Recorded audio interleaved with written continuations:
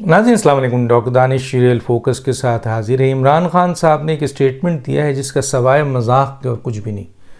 वो कहते हैं कि मैं आर्मी चीफ़ की अपॉइंटमेंट से दस्तबरदार हो रहा हूँ। अब कोई इमरान खान से ये सवाल करे कि आपके इस स्टेटमेंट को क्या कहा जाए, किस लेवल का आपने स्टेटमेंट दिया है कि आप एक पॉलिटिकल लीडर हैं, एक पार्टी के लीडर हैं, आपका आर्मी चीफ़ की अपॉइंटमेंट से कोई ताल्लुक़ नहीं है। आर्मी चीफ़ की अपॉइंटमेंट क्लियर है 243 का 4, वो साफ तौर पे कहता है it is the discretion of the prime minister. Prime minister जो हैं वो अपना अप्रूव करेंगे और ये भेज देंगे समरी सदर को, और सदर ने स्टैंप लगाना है। और सदर के बारे में भी कॉन्स्टिट्यूशन क्या कहता है मैं पढ़ देता हूँ ताकि आपको पता चले कि कुछ लोग कह रहे हैं कि सदर रोक देगा, सदर जो है वो नहीं एक्सेप्ट करेगा, और ये हाँ ये इमरान खान साहब ये भी कह रहे हैं। लेकिन यहाँ पे आर्टिकल 48 है जो president to act on advice, कौन सा, जो काबीना या वज़ीर आज़म एडवाइस देते हैं उनका है। In the exercise of his function the president shell act on and in according with the advice of the cabinet, ठीक है जी, और the prime minister, provided that within 15 days the president may require the cabinet. उसके बाद है, और as the case may be the prime minister to reconsider such advice either generally or otherwise, and the president shall within 10 days act in accordance with the advice tendered after such reconsideration. तो सदर के पास एक limited time ज़रूर होता है और वो उस पर एडवाइस दे देता है, प्राइम मिनिस्टर उसको माने या ना माने, लेकिन फिर अल्टीमेटली वो जो समरी होती है वो अप्रूव हो जाती है, सदर उसको मज़ीद रोक नहीं सकता है। ये एडवाइस का कानून है जो मैंने पढ़ दिया। और दूसरी तरफ 243 का 4 ये कह रहा है कि it is the discretion of the prime minister. मैं पहले ही बता चुका हूँ कि ये सिर्फ प्राइम मिनिस्टर का डिस्क्रिशन है कि वो आर्मी चीफ को अपॉइंट करे। प्रोसीजर जो है वो एक नॉर्मल प्रोसीजर है कि आर्मी चीफ जो मौजूदा हैं वो सीनियर तरीन में जो नंबर 1, नंबर 2, नंबर 3, 4 एज के हिसाब से या जॉब के हिसाब से उनकी सीनियरिटी बनती है, उसमें से 4 नाम वो टॉप के भेज देते हैं डिफेंस सेक्रेटरी के ज़रिए, डिफेंस मिनिस्टर के ज़रिए प्राइम मिनिस्टर को। प्राइम मिनिस्टर उन 4 नामों में से समझता है कि कौन सा शख्स उनकी नज़र में, प्राइम मिनिस्टर की नज़र में आर्मी चीफ बनता सकता है, तो वो आर्मी चीफ वो नंबर अप्रूव करके वो सदर को भेज देते हैं, और सदर इस प्रोसीजर के तहत सिर्फ चुड़िया बैठाने का इख्तियार रखते हैं। हाँ, अगर फ़र्ज़ कीजिए प्राइम मिनिस्टर जो 4 नाम आए हैं आर्मी चीफ के, वो कहता है मज़ीद अगर कुछ नाम और हैं तो भेज दीजिए, तो फिर मिनिस्ट्री ऑफ डिफेंस जो है वो फर्दर जो आर्मी चीफ हैं उनके ज़रिए मज़ीद और नाम प्राइम मिनिस्टर को भेज देते हैं, और प्राइम मिनिस्टर उसमें से देख लेते हैं, या जो 4 नाम आए हुए हैं। अमूमन जो आर्मी चीफ 4 नाम भेजते हैं उन्हीं में से प्राइम मिनिस्टर किसी एक को जिसको समझते हैं कि वो लगा दिया जाए एक, तो वो फिर अप्रूव करके सदर की तरफ भेज देते हैं। अब इस सिलसिले में इमरान खान का ये स्टेटमेंट कि मैं दस्तबरदार हो रहा हूँ, भाई आपका हिस्सा यहाँ है ही नहीं, आप किस बात पे दस्तबरदार हो रहे हैं? कौन सा आपके पास अथॉरिटी है कि आप आर्मी चीफ के ऊपर अपनी राय दें? आपने पहले ही आर्मी चीफ के अपॉइंटमेंट को मुतनाज़ा बनाया। आपने कहा कि जी मेरिट पे आर्मी चीफ होना चाहिए। तो भैया ये जो 10, 12, 15, 20 जनरल्स ये जो 35 साल लगाकर और अपने आप को मेहनत करके पोजीशंस इस लेवल पर लेके आते हैं कि ये सब डिज़र्व करते हैं, ये सब मेरिट पे होते हैं, लेकिन सीनियरिटी के लिहाज से अप एंड डाउन होते हैं। और आर्मी चीफ जो है वो सीनियरिटी के 4-5 नामों पर भेज देते हैं। अगर 6-7 भी जाएं, 8-9 भी जाएं, तो वो भी सब मेरिट पे होते हैं। तो इमरान खान का ये कहना है कि जी मेरिट पे आर्मी चीफ होना चाहिए, ये एक ऐसा उनका जुमला है जिस पर जितना हंसा जा सकता है, जितना इस वक्त उसके ऊपर आप हंस सकते हैं, क्रिटिक्स कर सकते हैं, इसके अलावा कुछ नहीं है। फिर दूसरा ये जुमला उन्होंने कहा था कि ये मुहिब वतन होना चाहिए, तो आर्मी चीफ के ऊपर ये सवाल कि जो आर्मी चीफ बनता है क्या वो मुहिब वतन नहीं है?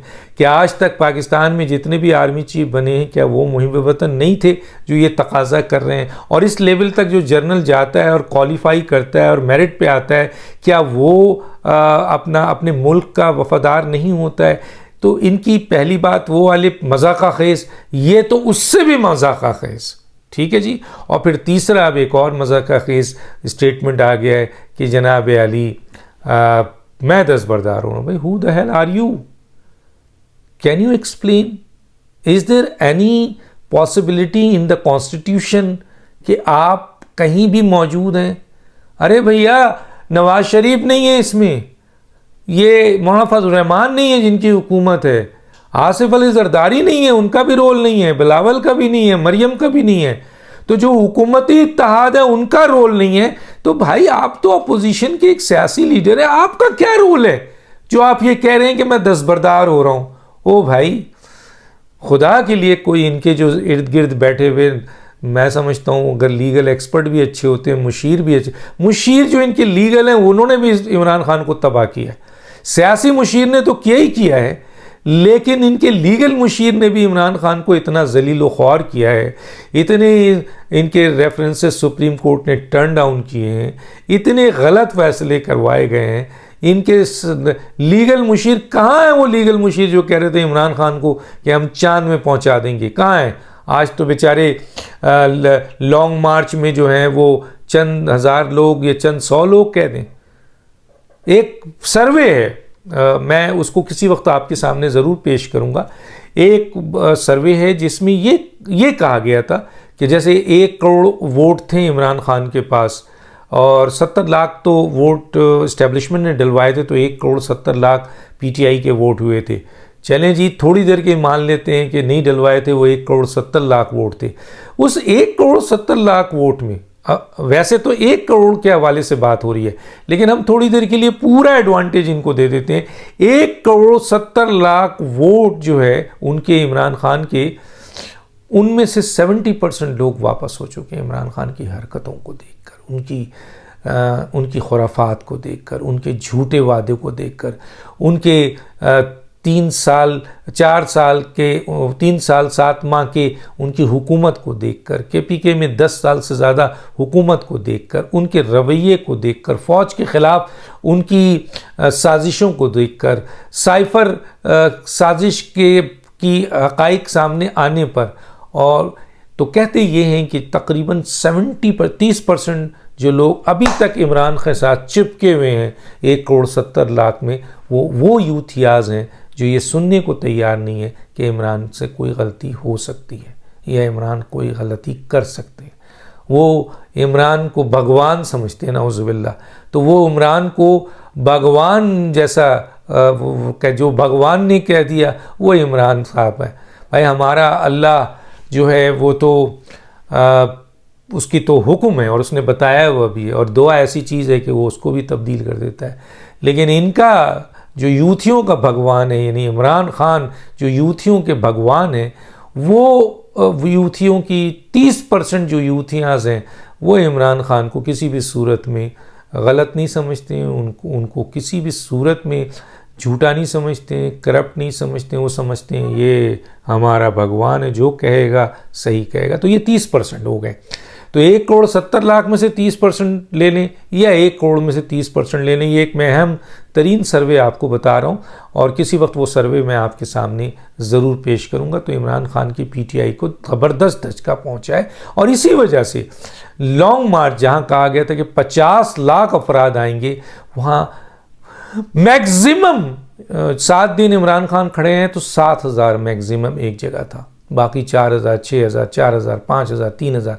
अब तो इमरान नहीं है तो वो कहा है ना, फैसल वार्डन ने, इन्हीं के लीडर ने कहा है कि आज लॉन्ग मार्च में इतने अफराद नहीं है जितने मेरे पास मुलाजिमीन है। ये तो बहुत बड़ा जुमला फैसल वार्डन ने बड़ा तंज किया है इमरान खान पे और उन लॉन्ग मार्च पे। और इमरान खान ने अपनी गोली की, जो अभी वो कह रहे हैं कि जी मेरी जान को ख़तरा है, मुझे अभी भी मारा जा सकता है। ओ भाई पहले तो ये फाइंड आउट करो ना कि वाकई वो जो मारने वाला शख्स था वो आपको मारने आया था। आप तो 3 नाम ले रहे हैं, इन तीनों ने प्लानिंग की थी और ये तीनों पाकिस्तान के टॉप मोस्ट पोजीशन वाले इतनी ख़राब प्लानिंग करें कि आपके घुटने के नीचे एक छोटा सा ज़ख़म आए जिसे आप 4 गोली कहते हैं। मतलब ये क्या इमरान खान, अब आप फिर रोना रो रहे हैं कि मेरी जान को ख़तरा है। आपने देख लिया कि इतनी बड़ी हमदर्दी आपने हासिल करने की कोशिश की लोगों से कि आपने पट्टी लगाया, ज़ख़म लगाया, प्लास्टर लगाया, गोली का पूरा वो दिया, 4 गोली है। आप शौकत खानम में गए, एडमिट हो गए, वहाँ से आपने पैगाम भेजा, आपके लोगों ने पैगाम भेजा, मुल्क की हड़ताल के लिए आपने कॉल दी, लोग ही नहीं निकले।